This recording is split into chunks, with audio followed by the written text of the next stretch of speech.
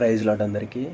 So, నేను మీ ముందు ఒక వచనాన్ని ఉంచాలని ఆశపడుతున్నాను. ఆ వచనం ఎవరి కోసం అంటే ప్రత్యేకంగా ఎవరైతే ఒంటరితనంగా ఫీల్ అవుతూ ఉంటారో, ఎవరైతే నాకు విలువ లేదని, నలుగురి మధ్య నేను వెక్కిరింపబడుతున్నాను అని, అవహేళనకి, అవమానానికి గురవుతున్నాను అని, నాకు ఈ లోకంలో వాల్యూనే లేదు అని ఫీల్ అవుతూ ఉంటారు చూడండి. వారి కొరకు ఈ వచనాన్ని నేను చెప్తున్నాను. సో, దేవుడు ఏం చెప్తున్నాడు అంటే, యెషయాకు రాసినటువంటి గ్రంథము 43వ అధ్యాయము 4వ వచనము.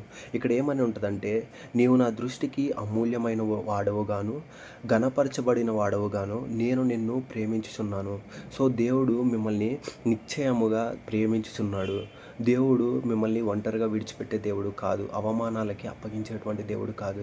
ఏమైనా సమస్యలు, బాధలు ఉన్నాయి అంటే దేవుడు నిన్ను పరీక్షించడం కోసమే.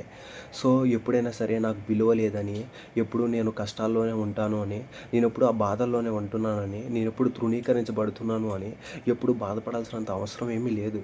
ఈ లోకము నిన్ను వెక్కిరించినను దేవుడి దృష్టిలో నువ్వు ఘనపరచబడదువు. సో, దేవుడు నిన్ను నిశ్చయముగా ప్రేమిస్తున్నాడని ఈ వాక్యంలో తెలుస్తూ ఉంది.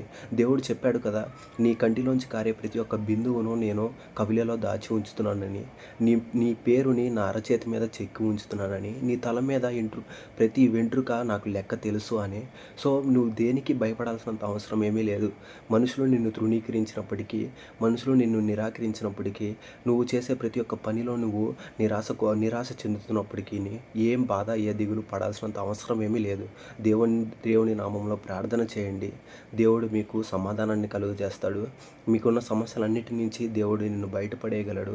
అసాధ్యాన్ని కూడా సుసాధ్యంగా చేయగలిగినటువంటి దేవుడు మన మధ్య ఉన్నాడు. ఆయన నామంలోనే ప్రార్థన చేయండి.